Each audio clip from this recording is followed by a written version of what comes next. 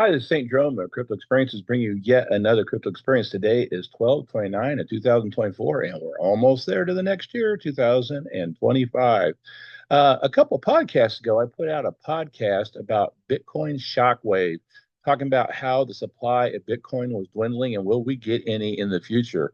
Um, and I kind of brushed that off, didn't think too much about it. But then I listened to a podcast this morning, early hours, and I go, oh, this is really driving home close. So anyway, let me show off my Grok slide, my AI slide. I told Grok to put Bitcoin in a cyberpunk, a steampunk city background. So there's the almighty Bitcoin that everybody's chasing. So when Satoshi Nakamoto made that white paper, and then he had the idea of making a currency that would be decentralized. Bitcoin started out doing a good job that way, but now with everybody pursuing the almighty Bitcoin, there's not that many to be had anymore, and the fees could get ridiculous. Now, Strike is an app, and I do have a code down below to give me a little credit on it, not too much. I have found that to get a facsimile of Bitcoin pretty quick. I don't think it's actual Bitcoin, but it's a Lightning Network, and it's kind of like a promise to give you Bitcoin. But I have found that when I do want to send what says Bitcoin on my Strike app, it goes pretty good, and you can buy little tiny amounts. But how many will we be able to get as a society when all the fat cats go and take up all the Bitcoin out there? In the last podcast, I talked about this. We had BlackRock, Michael Saylor, MicroStrategy, El Salvador, Nayib Bukele, Donald J. Trump talking about getting a million Bitcoins. That's 121st, folks, of all Bitcoins in the strategic reserve. And Robert F. Kennedy Jr. is talking about 4 million Bitcoins. Now, if they all these guys keep scooping it up, it's just going to run the price of Bitcoin ridiculous.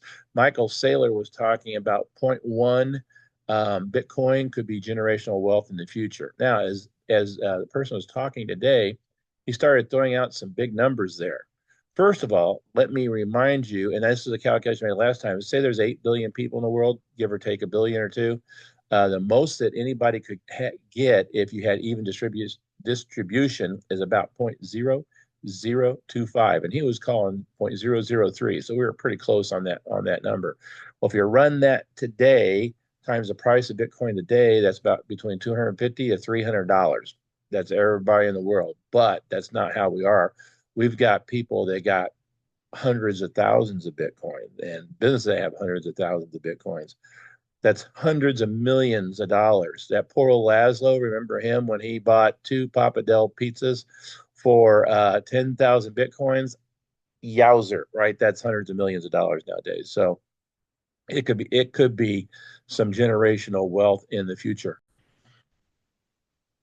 So where I see Bitcoin going now, as I see it being saved up as a strategic reserve, saved for wealth, maybe used to get secure loans as it keeps going up. That's kind of MicroStrategy's and Michael Saylor's thing they've been doing. But as far as a currency goes, I think his days as a currency are numbered. You're going to see other currencies pop in there. Uh, Lightning, Litecoin could be one. I think that's a really good fork off of Bitcoin, and so far, it there's enough of them that it works real well as a currency. Um, then maybe even like XRP might be used as a currency in the future. But I think Bitcoin is going to go to that reserve as gold, and it's even going to be more rare than gold. I think there's a lot more gold than we're letting on, but I tell you what, there's only 21 million Bitcoin. We're soon going to be mining not Bitcoins, but just Satoshis, and eventually no mas, no more, right? There's been so many wasted and not that it was a bad thing, but so many are gone that you could earn a little Bitcoin by doing this, and you could earn a little Bitcoin by doing that. For example, the Fold app, which I thought was pretty cool. But you know what? I got hacked and I lost control of my account. I didn't lose anything out of it, but they won't let me back in. And it wasn't very much, but there's Satoshis that are gone forever. What if you put your Bitcoin on a paper wallet? Oops, it was the only copy I had and it got wet. There's a lot of things that could happen. These Bitcoins. That one poor guy had a bunch of Bitcoins and he threw his hard drive in the landfill and he's been chasing it ever since. So anyway, there's going to be a crunch. So what's really accelerating this crunch? Well, I thought this was a good representative picture drawn by AI of folks who really have been running up the shortage of Bitcoin. I tried and tried and finally got a reasonable picture here. So on the left, we have the AI representation of Michael Saylor. Next to him is Donald J. Trump. And in the middle, Nayib Bukele, the president of El Salvador. Then a Elon Musk version, AI version, and to the right, Robert F. Kennedy Jr. So they all have been big ones in this push to make Bitcoin a strategic reserve. I didn't realize, I think I saw that when we were going over the numbers of how many Bitcoins that people had and governments had, I think Elon Musk had about 9,000. I didn't realize he had that many on that. So Michael Saylor has hundreds of thousands. Donald J. Trump wants to make $1 million reserve. Uh, El Salvador by Nayib Bukele has about 7,000 ish Bitcoin. It's legal tender in that country. Now the WEF got after them a little bit, so they're not saying you have to use it, but you can use it. So anyway, at least they're still using it. They're going to do a Bitcoin city powered by a volcano. Woo. And the volcano is providing the power for their own mining. And Robert F. Kennedy Jr. wants to do 4 million Bitcoin reserves. So what's that leave for the little guy? Well, that reminds me of a Seinfeld show a long time ago. By the way, folks, most of the pictures you see are AI representation. They are not real photos. But here's a good representation of Nayib Bukele with looks like kind of like the El Salvador sash there, and he's using to buy Bitcoin on the beach there at Bitcoin Beach.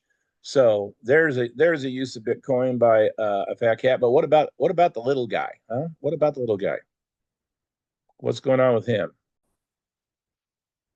Well, I'm afraid the poor, down and out person who wants Bitcoin is going to be reminded of the Seinfeld soup kitchen. I ask Grok, where does the phrase no soup for you come from? The phrase no soup for you comes from the popular American sitcom Seinfeld. It's first used in the episode titled The Soup Nazi, which aired on November 2nd, 1995. In this episode, the character known as the Soup Nazi, played by Larry Thomas, is a strict and eccentric soup vendor who has very specific rules for ordering. When customers fail to follow his rules, he famously denies them soup by shouting, "No soup for you." This phrase has since become part of popular culture, often used humorously to indicate a strict or arbitrary denial of something. So let's just think of Coinbase or Gemini or any of the exchanges. And when the Bitcoin gets low and the little guy's coming in, can't make a deal, doesn't have the money, they say, "No Bitcoin for you."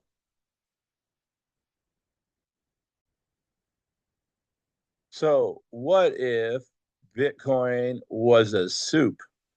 And here you are in a place where poor, unfortunate people are coming to get some of that Bitcoin soup. And you can see there is the chef, and there's not too many Bitcoins left there in the stew. You can see it's definitely Bitcoin in the ladle. And he has a on his apron there, it says Bitcoin soup anyway. So, wow. A throwback to Seinfeld show. Are you going to be able to get I'm pointing at you now. Are you going to be able to get your Bitcoin as time marches on? Or will it be, as Clif High says, unobtainium? Will you be forced to get in lines looking for employment where I will work for Bitcoin? Just maybe like the Great Depression?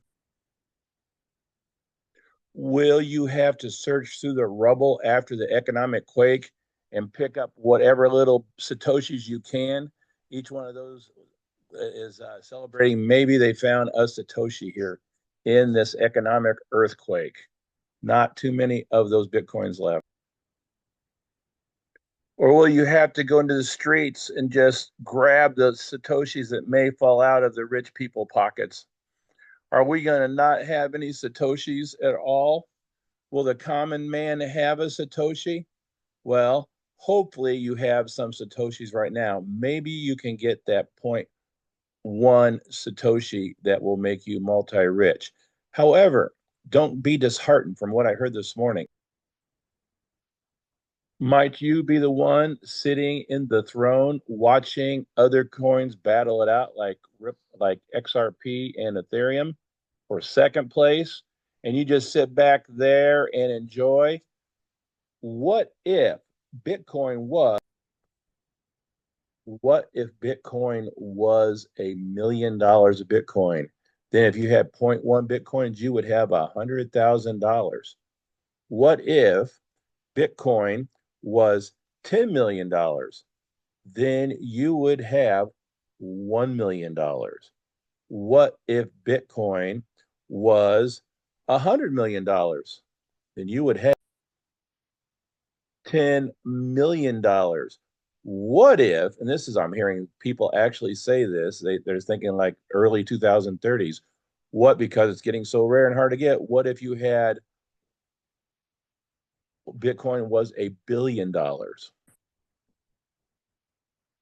Incredibly, at $1 billion, you have zero point 0.1 Bitcoins, that would be $100 million. Well, let's go back and let's do, what if you had that magical 0.0025 as I see it at $1 billion. So $1 billion times 0.0025, that's $2,500,000. Wow. So I see Bitcoin's future, unless it changes here, it's not going to really be a very effective currency, but it's going to be a huge store of value and going to be in the reserves. It's like having gold in the Fort Knox, but you're going to have Bitcoin in the Fort Knox, and it's even more rare. So at a certain point, Bitcoin may be just impossible to get. So, well, that was some of my thoughts. I just thought I better hit this once again. I got one more slide I want to show. What if, as a currency, Bitcoin becomes that store of value, but it can no longer buy a cup of coffee? Is it finally time for the superhero of Litecoin to come in and give a fatal blow to Bitcoin as the currency of the world? I don't know. Maybe time will tell. So, solutions.